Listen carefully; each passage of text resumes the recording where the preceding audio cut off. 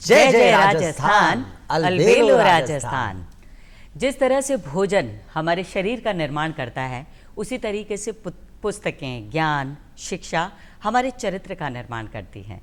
कहते हैं ज्ञान से अज्ञानता की सारी भूल समाप्त हो जाती है। तभी तो हमारे बड़े बूढ़े कहते हैं कि ज्ञान जहाँ से भी मिले तुरंत ले लेना चाहिए, क्योंकि ज्ञान कभी ज़ाया नहीं जाता। जीवन के किसी न किसी पड़ाव पर वो ज़रूर हमारे काम आता है।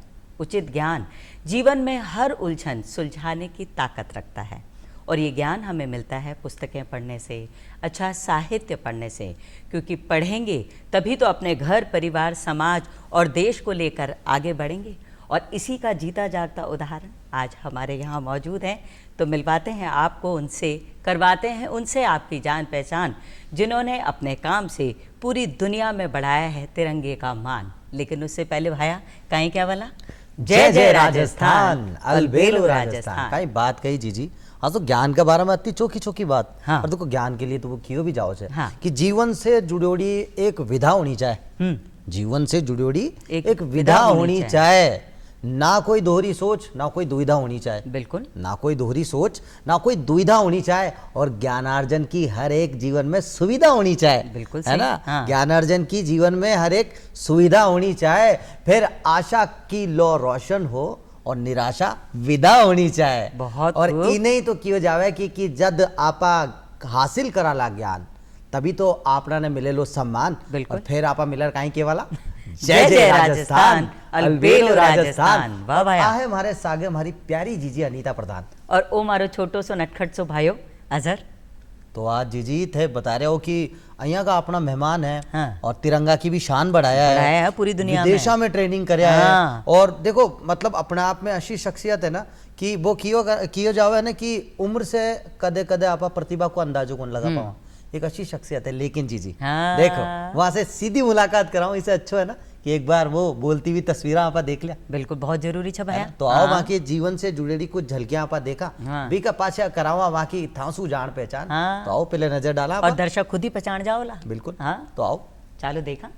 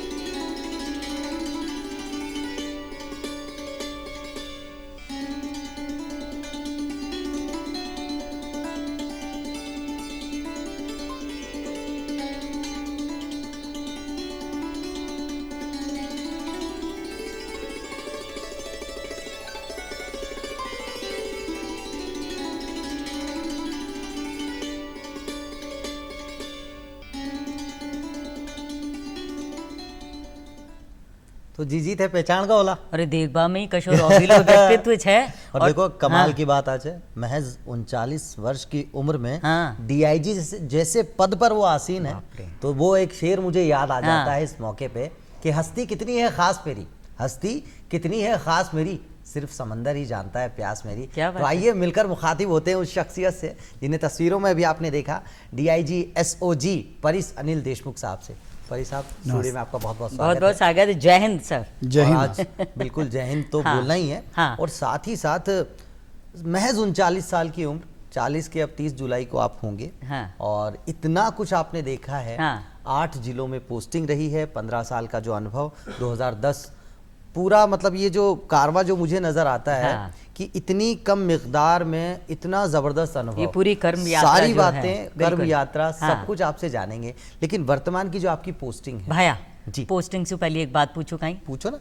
परिस देशमुख जी बड़ा अलबेला सा, अलबेलो राजस्थान हमारा प्रोग्राम है और अलबेलो सो ही नाम है। बिल्कुल। तो इनको मतलब आपसे जान पूछावा। मुझे आपने जो ये सवाल किया, जब मैं यूपीएससी इंटरव्यू के लिए गया जी। तो थोड़ा डर तो रहता ही है अपने मन में कि पहली बार जब आप यूपीएससी इंटरव्यू फेस करते हैं तो वहाँ पे इंटरव्यूअर का भी पहला प्रश्न यही था। जी जी। उन्होंने, क्योंकि मैं इंग्लिश में PARIS लिखता हूँ, तो उन्होंने पूछा कि आपके पेरेंट्स शादी के बाद फ्रांस गए थे पेरिस। पेरिस। जी जी जी। बट एक्चुअली मैं महाराष्ट्र से हूँ और हिंदी में पारस मणि जो होता है, मराठी में उसे परिस कहते हैं। वाह, परिस। हाँ। कि एक ऐसा पत्थर कहिए या ऐसा मटेरियल कहिए जो अगर लोहे को छू ले तो वो सोना बन जाए। आहा आहा, वाह वाह। और आज वाह, वही वाह। सोना बिल्कुल हमारे सामने बैठे हैं। तो ये नाम पिताजी ने रखा? दोनों ने रखा, भी दोनों ने रखा। तो वाकई में जैसा नाम रखा ना, इसी कहते हैं शब्द शक्ति। बिल्कुल। नाम ऐसा ही होना चाहिए। हाँ। है ना? आपने तो देखो कहीं कहीं मिल दे ग्यार शिला और यार भी ध्यान रखना चाहिए थोड़ा सा। अच्छा सर, अब आपसे जानना चाहेंगे DIG SOG, ये पोस्ट अपने आप में सर बहुत कुछ कहानी बयां करती है। पुलिस उप महानिरीक्षक अपने आप में बहुत जिम्मेदारी का ओहदा है, लेकिन आपसे ये जानना चाहेंगे SOG जिस तरह की ये भूमिका रहती है, अपनी पोस्ट के बारे में थोड़ा सा हमारे दर्शकों को बताएं।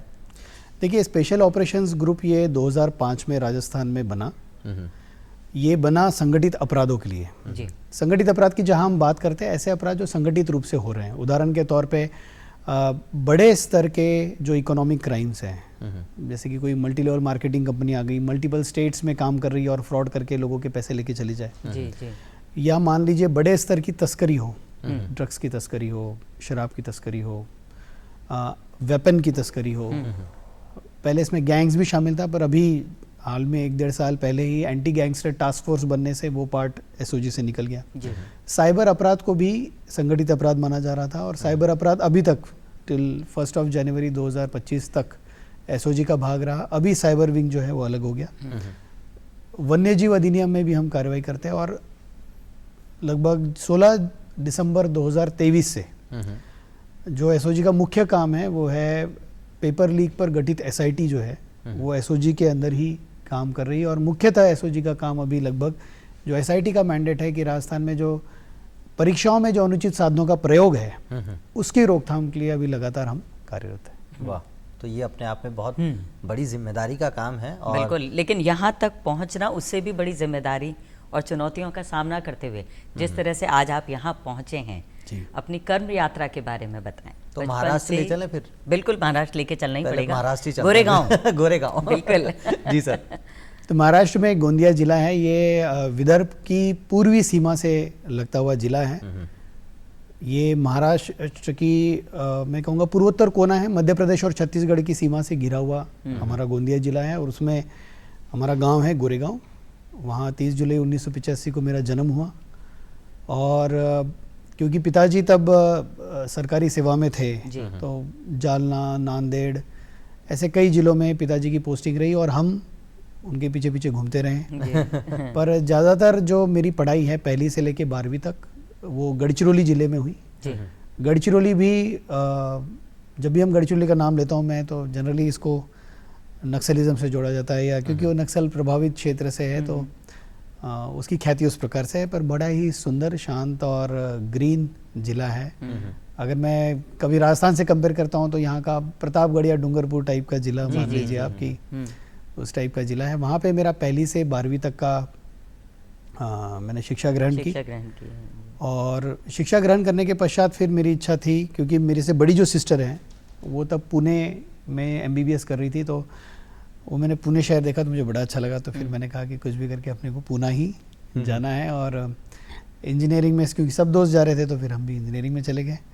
कंप्यूटर इंजीनियरिंग मैंने फिर MIT कॉलेज पुणे से की। और इंजीनियरिंग के पश्चात तब तक मेरा सिविल सर्विसेज में आने का कोई भी मानस नहीं था, या मैंने कभी सोचा ही नहीं। मेरे दिमाग में एकदम क्लियर था कि भाई जॉब करेंगे जैसे इंजीनियरिंग ख़त्म होगी। फाइनल ईयर में जो हमारी इंटर्नशिप थी वो पेड इंटर्नशिप में मेरा सिलेक्शन हो गया। और तब टाटा कंसल्टेंसी सर्विसेज की एक रिसर्च विंग है, Tata research design and development centre. वहाँ पे हम उस वक्त AI बेस्ड पे एक प्रोजेक्ट पे काम करने का मुझे अवसर मिला। अवसर बड़ा अच्छा था, काफ़ी कुछ काम के क्षेत्र में सीखने को मिला। लेकिन मुझे एक ये एहसास भी हुआ कि जिस प्रकार की मेरा व्यक्तिमत्व है, या जितना मैं खुद को जानता हूँ, या मैं जिस प्रकार का कार्यक्षेत्र चाहता हूँ, मैं कहीं ना कहीं ऐसा था कि लोगों से बोलना, मिलना जुलना, ये मुझे थोड़ा अच्छा लगता है। तो मैं थोड़ा सोशल किस्म का व्यक्ति था। तो मुझे वो 3-4 लोगों की टीम और वो एक लगातार सुबह से शाम तक एक कंप्यूटर के सामने काम करना, और मूलतः ये समझ पाना मेरे लिए मुश्किल था कि हम किसी अन्य व्यक्ति के प्रॉफिट के लिए काम कर रहे हैं। जैसे कि हम एक एक्स कंपनी कोई सॉफ्टवेयर बना रही थी, उनका AI बेस्ड सॉफ्टवेयर था। बेसिकली वो बैंकिंग फर्म थी जिनको एक ऐसा सॉफ्टवेयर चाहिए था जो पिछले डेटाबेस को देखते हुए ये प्रेडिक्ट कर दे कि भाई अगर ये लोन दिया किसी ग्राहक को तो वो देगा या नहीं देगा, या क्या प्रोबेबिलिटी की वो वापस देगा। तो काफ़ी साल भर उस पर काम करने के बाद मुझे यही प्रश्न पड़ता था कि भाई कुछ पैसों के लिए मैं किसी बैंक के लिए क्यों ये काम कर रहा हूँ, और दूसरा कि वहाँ पर कोई सोशल इंटरेक्शन नहीं था। तब मुझे रियलाइज़ हुआ कि भाई टेक्निकली मुझे आज भी कंप्यूटर इंजीनियरिंग काफ़ी पसंद है, आज भी मैं कोडिंग करता हूँ, लेकिन वो जो वर्क एनवायरनमेंट है कि मुश्किल से आपकी 4-5 की टीम रहेगी, 3-4 साल बाद आप उसी 3-4 टीम के टीम लीड बन जाओगे, कुछ सालों बाद आप 2 टीम के टीम लीड बन जाओगे, पर टीम लीड से ज़्यादा इंटरेक्शन नहीं है आपका वर्ल्ड से। सर जितने कॉर्पोरेट्स अभी देख रहे होंगे ना तो बहुत ध्यान से नोटिस कर रहे होंगे। बिल्कुल नहीं, नो ऑफेंस है, मैं तो मेरी लाइक्स एंड डिसलाइक्स बता रहा हूँ। कुछ लोगों को वो अच्छा लगता है, पर मुझे एक्चुअली इस तरह की जॉब चाहिए थी। जब मैंने ये सोचा तब तक तो दिमाग में ही नहीं था, जब काम करना शुरू किया तब फिर मुझे लगा कि ये तो मुझे पसंद नहीं। फिर मैंने ये सोचा कि मुझे क्या पसंद आएगा। ये कौन से वर्ष की बात है सर? ये है वर्ष 2007 जब मेरा इंजीनियरिंग ऑलमोस्ट खत्म हो गया था। तो तब मुझे रियलाइज़ हुआ कि ये तो बैठेगा नहीं। फिर मैंने सीरियसली सोचना शुरू किया कि वाकई जीवन में मुझे क्या करना चाहिए। कुछ मेरे अनुभव ऐसे थे कि डिफेंस फोर्स जो हमेशा एक जनरली क्रेज़ रहता है वो ऑप्ट आउट हो गया था। तो फिर मैंने सोचा कि क्या करे, तो फिर 2 ही मैंने चीज़ शॉर्टलिस्ट की। भाई एक तो UPSC करेंगे, क्योंकि जब मैंने कई लोगों को कहा कि भाई ऐसी कोई जगह बताओ कि जहाँ पे अपन बैठे हो, लोग अपने पास आए और अपन उस स्थिति में हो कि लोगों की मदद कर सके। तो उन्होंने कहा या तो आप NGO खोल लो या आप अधिकारी बन जाओ। जी बिल्कुल।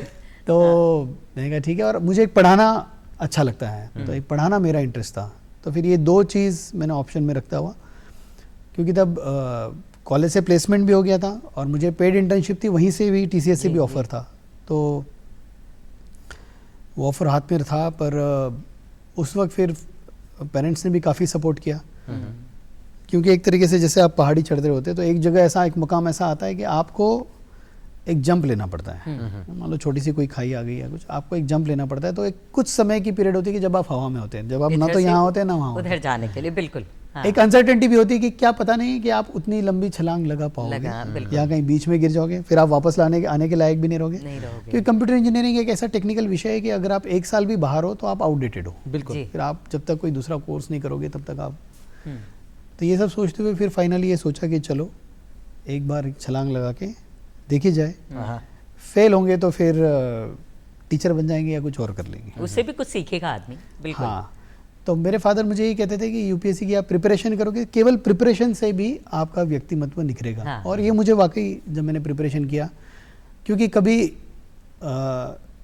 जो ज्वलंत मुद्दे होते हैं, जब हम करंट अफेयर्स कहते हैं जी, उसके बारे में या देश में क्या चल रहा है, एक थोड़ी अनभिज्ञता रहती है जब आप इंजीनियरिंग कर रहे होते हैं।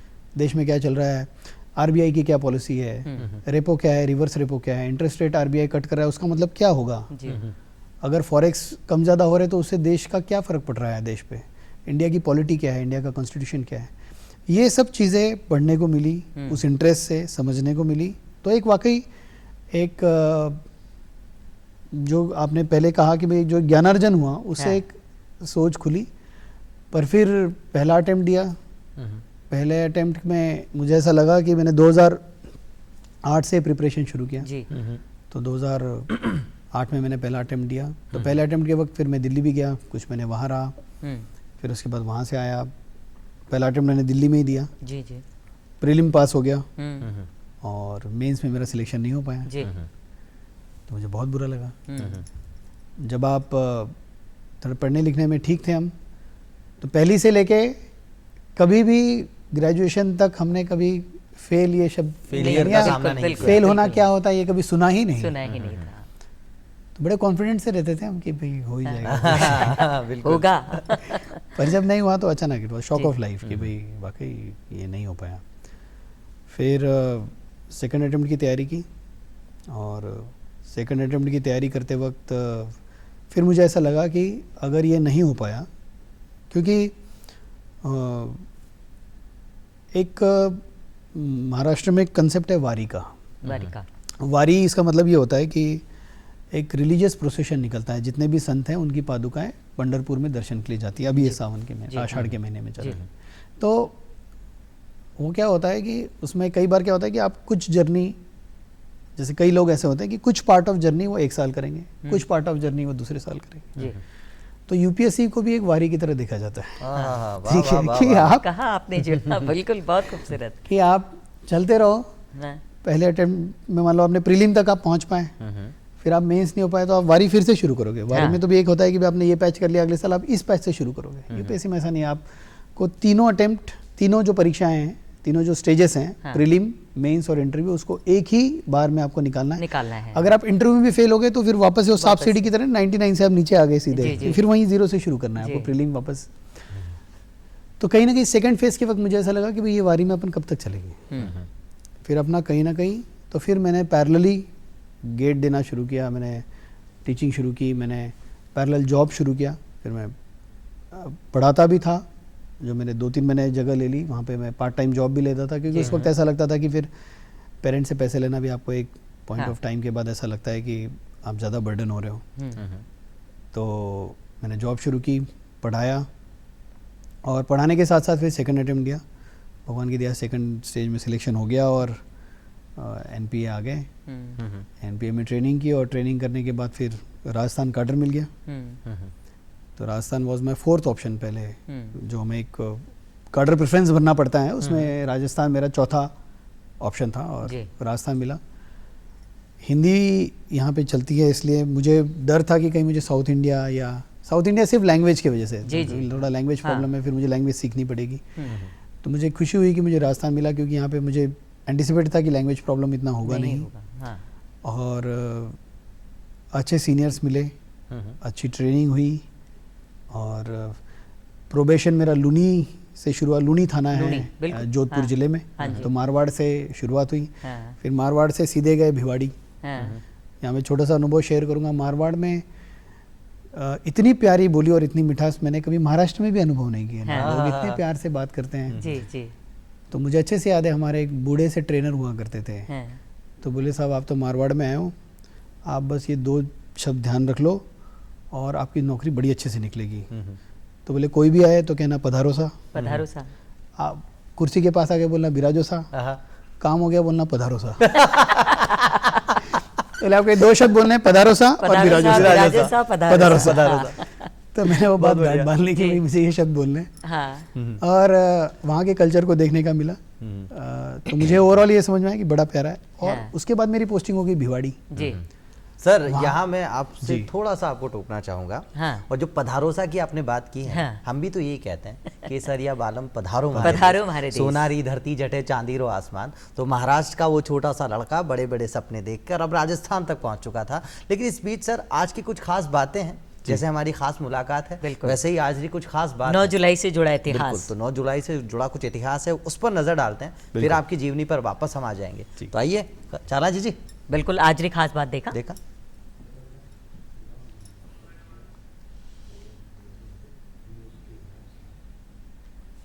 प्रधानमंत्री नरेंद्र मोदी को 9 जुलाई 2024 को रूस के सबसे प्रतिष्ठित नागरिक सम्मान order of Saint Andrew the apostle the first cord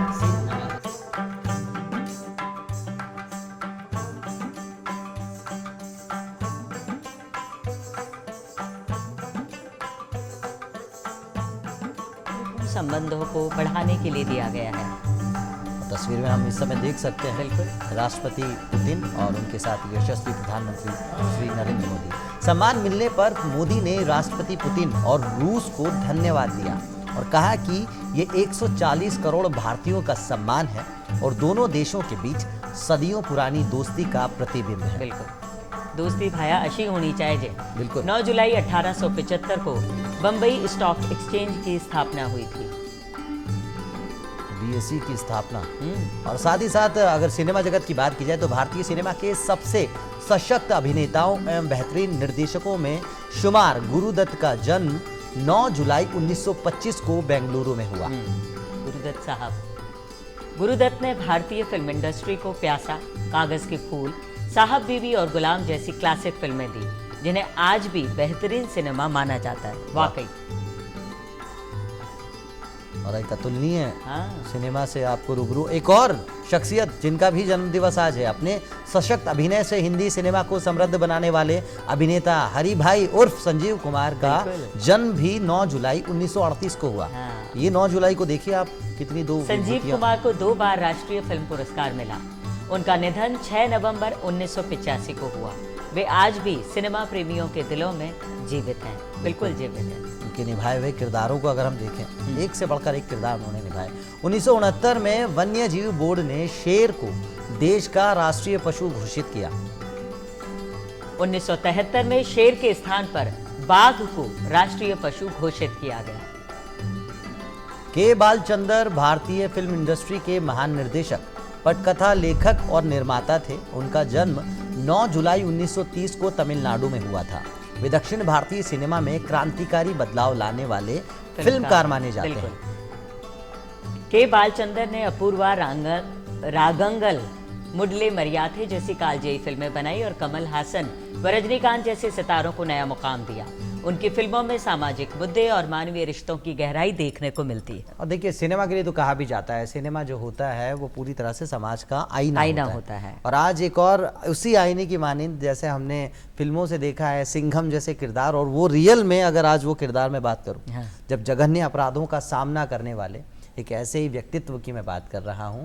police उप महानिरीक्षक DIG SOG श्री परिस देशमुख साहब से बातचीत चल रही। परिस सर, अब आपसे जानना चाहेंगे, UPSC क्लियर होने वाला था, मन में वो कहते हैं स्वयं शंका, सेल्फ डाउट्स जो बहुत सारे थे, उनसे कहीं हम पार हो गए थे, और एक वो बात जो जहन में चल रही थी, मैं करता रहा औरों की कही, मेरी बात तो मेरे मन में ही रही, वहां से भी हम आगे बढ़ चुके थे। और एक बात और, वो शेर जो है वो बिल्कुल लाजमी तौर से यहाँ कहना चाहिए कि तेरा एक दिन नहीं, तेरा एक जमाना होगा, बस तुझे अपने आप को आजमाना होगा। तो वो जो आजमाने का सिलसिला शुरू हुआ, UPSC के फाइनल तक आप पहुंचे, आगे की कहानी क्या थी? वैसे इस मुकाम में मैं थोड़ा सा पीछे जाके एक चीज़ सभी से शेयर करना चाहूँगा। मैं सबसे शेयर करता हूँ ये चीज़। जब UPSC में पहली बार फेल्यूर मिला, जो मैंने आपको बताया कि फर्स्ट अटेम्प्ट में जब नहीं हुआ, तो वाकई एक बहुत बड़ा शौक था ये लाइफ का। और मुझे अच्छे से याद है कि हम एक फ्लैट में हम 9 लोग रहते थे। अब UPSC के अलग अलग स्टेजेस में किसी का प्रीलिम हो रहा है, किसी का मेंस नहीं हो रहा है, किसी का इंटरव्यू के सिलेक्शन हो रहा है, तो हर प्रकार के लोग उस रूम में उपस्थित रहते थे। तो जैसा कि कहते हैं ना कि भाई कई बार आपको आपके फेल्यूर से इतना दुख नहीं होता, पर आपको लगे कि यार आपका बगल वाला तो पास हो गया। युवा में होता है ये, बिल्कुल बिल्कुल बिल्कुल। तो मुझे अच्छे से याद है वो दिन कि जब ये रिजल्ट आया तो मैं और मेरा रूम पार्टनर थे, जिसका भी नहीं हुआ था, हम बैठे और एक शोक सभा हमने, वो शोक पूरा ऐसा जी मातम सा माहौल था उस वक्त, क्योंकि आप फेल हो गए और ऐसा लगता है ना कि आपके जीवन की सारी प्लानिंग जो है वो धरी की धरी रह जाती है रिजल्ट से, कि और कहीं लगा होगा कि कोई जॉब छोड़कर कोई गलती तो नहीं। जी बिल्कुल।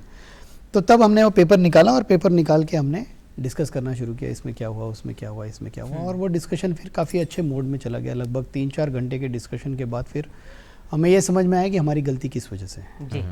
हमने नोट डाउन किया और हमने ये डिसाइड किया कि भाई एटलीस्ट अगला पता नहीं सक्सेस होगा या फेल्यूर, बट इन कारणों से तो भी वो फेल्यूर नहीं होना चाहिए। जो गलतियाँ हमने कर दी, we should not repeat those mistakes. इससे हमने सीख लिया, अब हम नहीं। और फिर हमने वाकई एक छोटा सा सेलिब्रेशन किया कि भाई चलो जो भी हमारी हार हुई, बट कम से कम एक लेसन हमने ले लिया कि भाई क्यों हुई, बहुत जरूरी है। एंड वी हैव डिसाइडेड कि भाई आगे ऐसा नहीं, एटलीस्ट इन कारणों से नहीं होगा जी। और उसी के साथ फिर उसी दिन, दूसरे दिन से ही अच्छी लगन से फिर मेहनत की और लकीली सेकंड अटेम्प्ट में ये सिलेक्शन हो गया। तो सर सिलेक्शन हो गया, उसके बाद में IPS साहब, मतलब जो वहाँ तक की एक यात्रा भी तय हो गई। मैं बात अब यहाँ से आपसे करना चाहूँगा नेशनल पुलिस एकेडमी की। वहाँ आप जाते हैं और वहाँ भी सादा सीधी एंट्री नहीं होती है, वहाँ भी बहुत कुछ सीखते भी हैं और एक उत्कृष्ट कैडर के रूप में अपने आप को स्थापित भी करते हैं। ट्रॉफीज भी मिलती हैं। तो वो जो मतलब ट्रॉफीज और उपलब्धियाँ उसके साथ रही, वो यात्रा कैसी रही? देखिए, मैं कहूँगा कि एक वो बहुत बड़ा एक्सपोजर था, मेरी लाइफ का एक बहुत बड़ा चेंज था वो। देखिए 12वीं तक मैंने गढ़चिरौली में किया, तो मुझे याद है कि इकलौता गेम जो मैंने देखा था दैट वाज बैडमिंटन। और ये जब हम पुणे आए इंजीनियरिंग में, तब कुछ दोस्त लोग खेलते थे तो हम थोड़ा बहुत वॉलीबॉल खेल लेते थे और बैडमिंटन खेल लेते, पर वहाँ पर मुझे बड़े शहरों में आने के बाद पता चला कि बैडमिंटन खेलने के लिए आपको पैसे देके हॉल बुक करना है। और जी जी तो मैंने कहा यार ऐसा कौन करता है, तब तक ये कंसेप्ट ही नहीं था कि भाई आपको कहीं पैसे देके खेलना है। बिल्कुल, बिल्कुल। जैसे आप गांव में होते हैं, आप अपना जैसे कि मान लो आप गुल्ली डंडा खेल रहे हो, आप क्रिकेट खेल रहे हो, तो आप बस उठाते हो जाते खेलते हो ना, ये ग्राउंड का कंसेप्ट पे पैसे देना, ये थोड़ा शौक था। और फिर जब हम, तब मुझे ऐसा लगता था पूरे इंजीनियरिंग भर में कि यार, क्योंकि खेलने में मेरी रुचि थी, लेकिन ये सब माहौल देख के और थोड़ा व्यस्त भी रहते थे इंजीनियरिंग में, तो वो हो नहीं पाया। और जैसे ही हम एनपीए में आए तो जो आप कह रहे एक एक्सपोजर मिल गया। आप पूल देखिए तो ओलंपिक साइज का स्विमिंग पूल है, आप स्विमिंग कर सकते हैं। बैडमिंटन के एक नहीं 6 कोर्ट्स बने हुए हैं, इंटरनेशनल स्टैंडर्ड की जिम बनी हुई हैं, और you name the sport and it is there.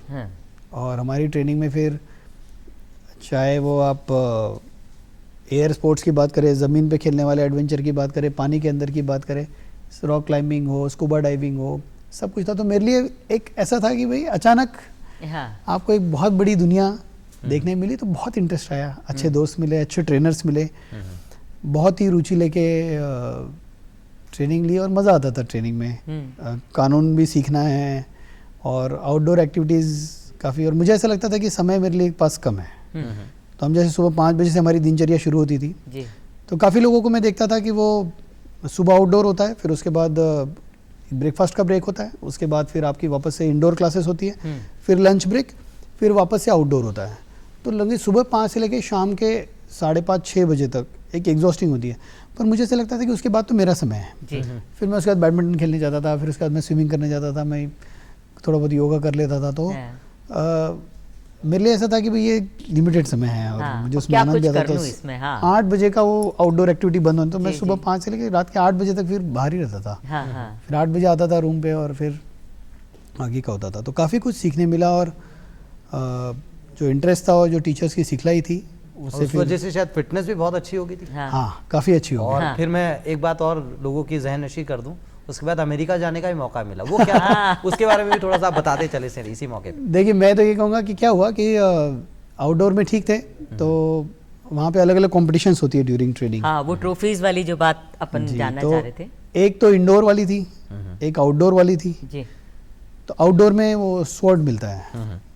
एक आईपीएस किसी भी ऑफिसर के लिए गर्व का विषय होता है कि भाई उसको बैच का स्वॉर्ड ऑफ ऑनर मिले। और जो स्वॉर्ड ऑफ ऑनर होता है वो पासिंग आउट परेड की जो कमांड ड्रिल होते हैं, पासिंग आउट परेड जो होती है, जो पीओपी होता है जिसमें बड़े मुख्य अतिथि आते हैं, सभी के परिवारजन आते हैं, उस परेड को आप लीड करने का अवसर मिलता है, जो भी स्वॉर्ड ऑफ ऑनर। तो वो भगवान की दया से मिला। और क्योंकि स्वॉर्ड ऑफ ऑनर जिसको भी मिलता है, इसका मतलब कि वो आउटडोर में फिट है।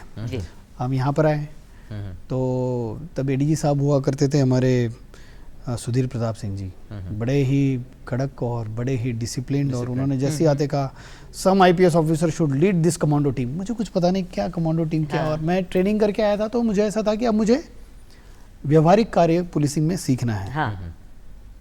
तो मेरी पोस्टिंग उन्होंने चाहिए, पहले मुझे गंगानगर मेरी पोस्टिंग हुई थी, पर क्योंकि कमांडो ट्रेनिंग स्कूल जोधपुर में था और राजस्थान पुलिस की team all India police commando competition में जाने वाली थी जी जी।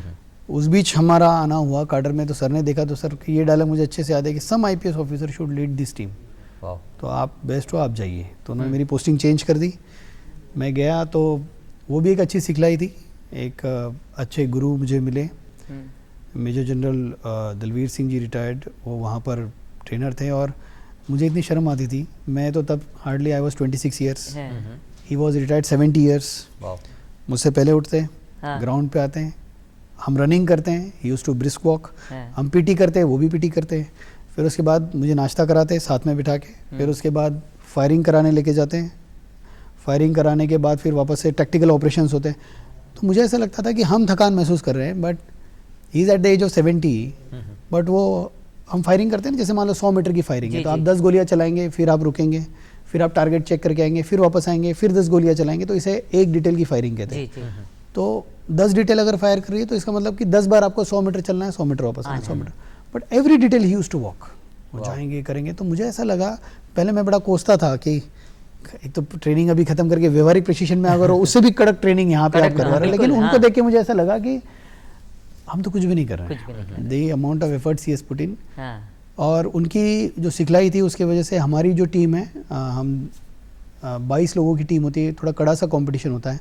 उस कंपटीशन में हम गए दीफू, आसाम। जी वहाँ पे ओवरऑल हम सेकंड रहे और फायरिंग में हमारी टीम ऑल इंडिया फर्स्ट रही। जी वहाँ से आए, उसी बीच एक ये यूएस में ट्रेनिंग का एक लेटर आया। जी तो हमारे डीजीपी सर काफ़ी खुश थे, तो उन्होंने कहा कि इस लड़के को भेज दो। पधारो तो सर। तो जनरली उस जूनियरिटी पे ये ट्रेनिंग मिलना थोड़ी बड़ी बात थी। हाँ। और मुझे उस वक्त एक अच्छा एक्सपीरियंस मिल गया। जी और 45 डेज यूएस में हम थे और वहाँ पे जॉर्डन, इज़राइल और हमारे देश के 22 लोग और जॉर्डन की टीम, इज़राइल की टीम, और जी जी यूएस में भी जो उनकी स्वैट टीम है उन्होंने हमें कई विषयों पर प्रशिक्षण दिया, हाँ जो फिर आगे भी मेरे काफ़ी काम हाँ आए। हाँ। वाह। इतनी प्रेरणादायी बातें सुन तो भाई मैं यही कहूँ युवा साथियों से कि भाई कभी भी निराश होने की ज़रूरत नहीं है, क्योंकि दुनिया में ऐसा कोई नहीं है जिससे गलती नहीं होती या जो नहीं हारता, पर आदमी वही अच्छा होता है जो अपनी गलतियों से और उस हार से भी सीखे, उठे और फिर से आगे बढ़े और फिर अपना नाम करे और दुनिया पर छा जाए। बिल्कुल। जैसे उसका जीता जागता उदाहरण परेश देशमुख जी आज हमारे साथ में है। क्यों अच्छा भाई, जी, सही बात है। एक बात कौन- और बताओ हाँ, मत आना। 30 जुलाई 1985 को आपको जन्म हुआ और ये जुलाई का ही महीना है। हाँ। और 30 जुलाई को आपका जन्मदिन भी आने वाला है। हाँ, मनाओ ना लेकिन आपा। एक खास विभूति का जन्मदिन आज भी है, 9 जुलाई, जैसा कि हमने बताया अभी। जी हाँ, मतलब फिल्म अगर मैं बात करूं कि सिनेमा की अगर बात की जाए, हाँ। सिनेमा का अगर पर्याय कहूं तो गलत नहीं होगा, गुरुदत्त साहब। और सर ने भी फिल्में देखबा को घणो शौक है। अच्छा। हाँ। लेकिन उससे पहले सर मैं आपसे ये जानना चाहूँगा, जोखिम भरे दायित्व होते हैं, एक जिस तरह की पोस्ट एसओजी के तहत आपको मिलती है, वहाँ आपको ये ध्यान रखना जघन्य अपराध से आपका सीधा सामना होता है। तो सर ऐसी सिचुएशन में अपने आप को मानसिक रूप से, शारीरिक रूप से आप पूरी तरह से मुस्तैदी से तैयार रखते हैं, लेकिन बावजूद उसके अनिश्चितताएं बहुत सारी होती हैं। सर कैसे डिफाइन करेंगे उसे आप? देखिए, ये बात सही है कि अनिश्चितताएं जो आप कह रहे हैं कई बार होती हैं। जो चीज़ मैं करता हूँ वो है कि बार बार अपने दिमाग में वो चीज़ दोहराना कि अगर ये अनिश्चितता हो गई तो क्या, ये अगर ऐसा हो गया तो क्या, वो अगर ऐसा हो गया तो क्या। उदाहरण के तौर पे जैसे पहले जघन्य अपराध की बात करें, जब भिवाड़ी पोस्टेड थे तब एक हाईवे डकैत को पकड़ने हम भरतपुर गए। तो तब मैंने इतना सोचा नहीं था कि हमने पूरी फील्डिंग लगाई, कट ऑफ पार्टी लगाई, सब हुआ, और सिर्फ ये हुआ कि भाई हमारी जो एक कट ऑफ पार्टी थी, जनरली ऐसा होता है कि हम चारों तरफ से घेरते, उसके बाद फिर हम उस जगह पे जाते। तो जो एक पार्टी थी वो उसको थोड़ा डिले हो गया आने में। उतने में वो एक्यूज निकल गया। तो फिर हमने उसको, हमारी गाड़ी आगे ले जाके रोका, फिर वो गाड़ी से उतरा, भागा, और मैं उसका पीछा कर रहा था। वो गाड़ी से उतर गया, खेतों में जाके दौड़ने लगा, रात का समय था, मैं भी उसके पीछे दौड़ने लगा, और बीच उसने अपने हथियार ऐसे रख के फायर कर दिया। ओहो। पकड़ा गया। और उसके बाद में फिर जब हम गाड़ी पे आए, वो तो उस हीट ऑफ मोमेंट में पता नहीं चला, और उसके बाद पता चला कि जो, क्योंकि इतने पास से फायर जब होता है ना, तो वो जो बर्स्ट है वो आपको लग जाता है, तो बर्स्ट मुझे लग गया। ओहो। तो थोड़ी ब्लीडिंग होने लगी। तो तब तक तो पता नहीं चला कि पसीना है या खून है, क्या जी, है। जी, जब बिल्कुल, चीज़ें थोड़ी बिल्कुल। शांत हुई और जब सबको पकड़ के ले आए तब पता चला। तब मैंने थोड़ी देर के लिए सोचा कि भाई अगर ये थोड़ी सी इधर लग जाती हाँ तो क्या होता।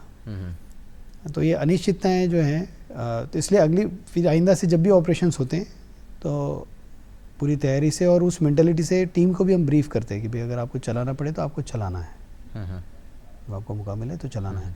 तो जो अनिश्चितताएं हैं, जो जोखिम है, उसकी यही है कि भाई जो भी जोखिम हो सकते हैं उसको एंटिसिपेट करके बार बार अपने दिमाग में चलो और सबको ट्रेन करो, ताकि कोई भी इमरजेंसी आए आप उसको डील कर सकें। ये शायद वो है जो सीख मिली थी, जो दिल्ली से आपने बताया कि जब यूपीएससी की तैयारी कर रहे थे, जी जी जी। कि एक बार सेल्फ इवैल्यूएशन होना बहुत जरूरी है, वो मूल्यांकन होना जरूरी है। वो बहुत अच्छा सर, जरूरी इस है। मूल्यांकन के साथ साथ एक बार फिर से मैं हाँ, दर्शकों को भी बताता चलूं, हाँ। डीआईजी परेश देशमुख साहब, एसओजी, उनसे हमारी बातचीत चल रही। सर एसओजी के बारे में एक बार फिर से मैं चाहूंगा कि दर्शकों को कार्य संक्षिप्त में आप प्रणाली इसकी बताएं। किस तरह से होती है? देखिए, एसओजी का जो अगर हम एक्सपांड करें तो इसका कंप्लीट राजस्थान इसका जुरिस्डिक्शन है, और मेन हेडक्वार्टर इसका जयपुर में है। इसके अंतर्गत जितने भी डिवीजन हेडक्वार्टर हैं लगभग सभी पे इसकी चौकियां हैं। उदयपुर, कोटा, जोधपुर, फिर रतनगढ़, दिल्ली, पनियाला, राजगढ़, इस हिसाब से हमारी चौकियां हैं। लगभग अभी जो हमारी उपलब्ध नफरी है, लगभग 200 के लगभग हमारी नफरी है, सभी अधिकारी वगैरह लेकर। पर हमारा काम बेसिकली इंटेलिजेंस डेवलप करना, ऑपरेशन प्लान करना। ऑपरेशन के वक्त फिर हम सभी जिला पुलिस को साथ में ले लेते हैं। जी। पिछले लगभग 1.25 साल से हम प्रमुखतः पेपर लीक पर काम कर रहे हैं। सब इंस्पेक्टर भर्ती का इशू चल रहा है, अन्य कई भर्तियां हैं जिनमें अनुचित साधनों का प्रयोग हुआ, उसकी रोकथाम के लिए हम लगातार प्रयासरत हैं। पेपर लीक, फर्जी डिग्री, डमी को बिठाना, फेक सर्टिफिकेट्स बनाना, इन सब को हम इन्वेस्टिगेट कर रहे हैं। कई यूनिवर्सिटीज़ को हमने पकड़ा है, कई पेपर लीक माफियाओं को पकड़ा है, उनकी संपत्ति के खिलाफ हमने कार्रवाई की है। तो ये एक बड़ा काम पिछले लगभग 1.5 साल से चल रहा है। इसके अलावा स्मगलिंग पे भी हम काम कर रहे हैं, चाहे वो नशे की स्मगलिंग हो, चाहे वो हथियारों की स्मगलिंग हो, चाहे जेल में रहकर कोई बदमाशी कर रहा हो। साइबर अपराध पे हमने काफ़ी काम किया टिल जनवरी। सर, आपने बीच में जिक्र किया जो ड्रग माफिया और उससे रिलेटेड, आपकी एक पोस्टिंग श्री गंगानगर में भी रही और वो बड़ी यादगार इसलिए रही, ऑपरेशन सीमा, बहुत एक सक्सेसफुल वो ऑपरेशन रहा, उसके बारे में सर थोड़ा सा बताएं। देखिए, गंगानगर में रहते हुए मुझे पता चला कि जो पूरा स्टडी किया तो लगभग जो फ्रीक्वेंसी ऑफ ड्रोन ड्रॉपिंग्स है, क्योंकि वहाँ पे जो नशे की तस्करी है उसमें अभी जो लेटेस्ट ट्रेंड है वो ड्रोन के माध्यम से पाकिस्तान से वो ड्रोन उड़ते हैं, यहाँ पर आके हीरोइन के पैकेट्स ड्रॉप करते हैं और वो ड्रोन वापस चले जाते हैं जी। तो उसको जब स्टडी किया तो मैंने कहा भाई ड्रोन को तो एक टेक्नोलॉजिकल मुद्दा है कि भाई ड्रोन को कैसे रोका जाए, जिस पे काफ़ी एजेंसीज काम कर रही हैं, पर एज ए लोकल पुलिस हम उसमें इंटरेस्टेड थे कि कौन उठाने जा रहा है। कोई ना कोई लोकल उठाने जा रहा है। जी। इतनी लंबी चौड़ी सीमा है और अगर आप पुलिस का एक्सपांस अगर आप देखो तो लगभग 700-800 लोगों पे एक पुलिस वाले का रेशियो लगभग राजस्थान में है। तो मुझे ऐसा लगा कि जब तक हम बॉर्डर के एरिया के लोगों को हम इन्वॉल्व नहीं करेंगे तब तक हमारी पुलिसिंग मुश्किल है। कलेक्टर साहब बहुत अच्छे थे, सौरभ स्वामी जी थे, हमने फिर मिलके डिसाइड किया, फिर कलेक्टर साहब ने कहा सभी एजेंसीज को बुलाते हैं। तो जितनी भी एजेंसीज बॉर्डर एरिया में रहती थी, मेन तो जैसे कलेक्टर साहब हो गए, एसपी हो गए, बीएसएफ के अधिकारी हो गए, इंटेलिजेंस विंग के अधिकारी हो गए, आर्मी के मिलिट्री इंटेलिजेंस के अधिकारी हो गए, जिला परिषद के अधिकारी हो गए, एजुकेशन से अधिकारी हो गए, तो सब अधिकारी एक दिन शाम को एक पंचायत में चले जाते हैं। हमने एक वहाँ पे एक संस्था है जिससे हमने टाई अप किया हुआ था, जिनकी बड़ी अच्छी एकांकिका है, ड्रग्स पे बनी हुई, पंजाबी भाषा में है।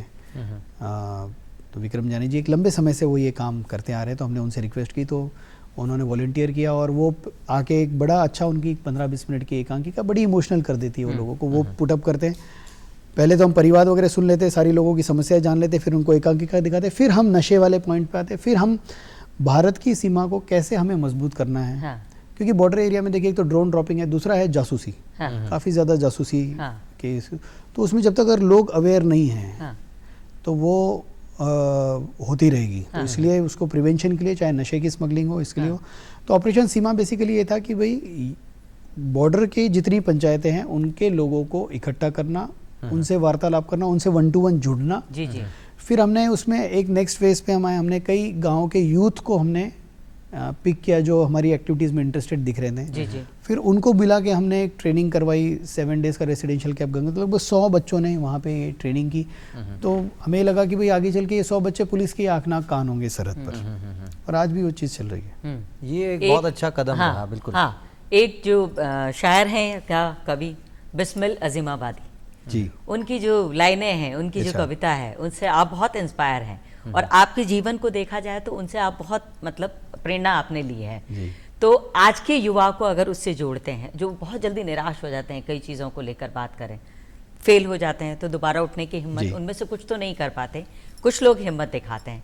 तो सरफरोशी की तमन्ना अब हमारे दिल में है और जोर देखना है जोर कितना बाजुए कातिल में है। वाकई उसकी जो लाइन है मैं कहना चाहूँगा, यूं खड़ा मक्तल में कातिल कह रहा है बार बार। देखिए मक्तल में कातिल खड़ा है। मक्तल अगर मैं समझाना चाहूँ तो जो कसाई है एक तरह से, जो वो खड़ा है कह रहा है बार बार, क्या तमन्ना है शहादत भी तुम्हारे दिल के। वाह वाह वाह वाह। देखिए वो चैलेंज करके कह रहा है कि क्या तमन्ना है शहादत तुम्हारे दिल में, आ जाओ मैं कसाई यहाँ खड़ा हूँ, क्या तमन्ना है शहादत भी तुम्हारे दिल में। दिल में तूफानों की टोली और नसों में इनकलाब, होश दुश्मन के उड़ा देंगे हमें रोका। ये जज्बे से अगर हम करते हैं, जब हम यूपीएससी की तैयारी करते थे कई ऐसी चीज़ें आती थी, तो ये जो पंक्तियां जिनसे बड़ी इंस्पिरेशन मिलती थी उसको जगह जगह हम चिपका के रखते थे। जी जी जी, उनमें से ये एक लाइन है, आपने जस्ट छेड़ा। बिल्कुल मैंने बिल्कुल।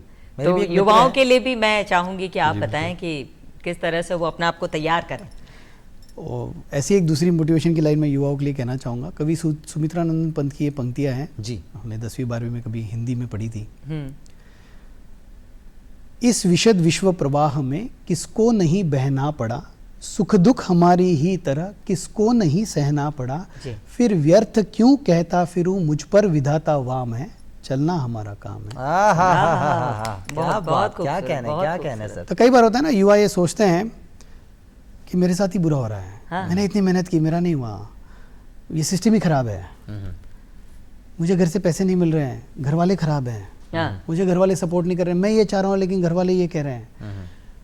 तो अगर वो थोड़ा सा खुद को ऊपर उठा के अगर इस दुनिया में देखते हैं तो मैं समझता हूँ कि उनको 1000 एग्जाम्पल्स उनसे खराब वाली स्थिति के मिल जाएंगे। बिल्कुल। भाई मैं कई बार इंस्पिरेशन लेता हूँ, कई लोगों को मैं देखता हूँ कि भाई फिजिकली चैलेंज्ड हैं, कि भाई हाथ काम नहीं कर रहे, पैर काम नहीं कर रहे, फिर भी जज्बे से मेहनत कर रहे हैं, काम कर रहे हैं। तो उनको देख के मुझे ऐसा लगता है कि हमें तो फिर भी बहुत कुछ है। कई लोग आके कहते हैं कि साहब हमारी तो इकोनॉमिक स्थिति ठीक नहीं है। तो मैंने कहा आपके सामने एग्जाम्पल्स हैं, भारत के राष्ट्रपति रहे हैं श्री कलाम साहब, मैंने कहा आप उनको देखो, जी, कौन से रईस घराने में पैदा हुए। हाँ, बिल्कुल। बट अगर आप एग्जाम्पल्स ढूंढने जाते हैं तो आपको आपसे भी चैलेंजिंग सिचुएशन वाले एग्जाम्पल मिलते हैं, उन पे हमें फोकस करना है। बिल्कुल, बिल्कुल।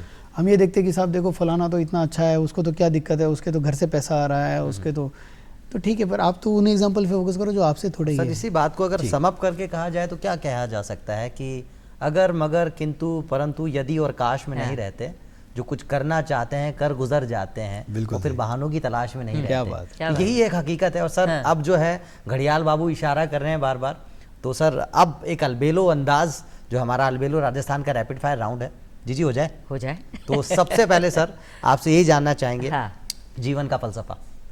खुश रहना है, खुश रहना। हाँ, हाँ, फिटनेस का मूल मंत्र, डिसिप्लिन, डिसिप्लिन। वड़ा पाव या कचौरी? Vada pav, favourite time pass, badminton, मतलब वैसे तो टाइम आपको मिलता नहीं होगा पर फिर भी जब भी मिलता है, हाँ, कोई भी आउटडोर एक्टिविटी है, स्पेशली बैडमिंटन। हाँ। राजस्थान की पसंदीदा जगह?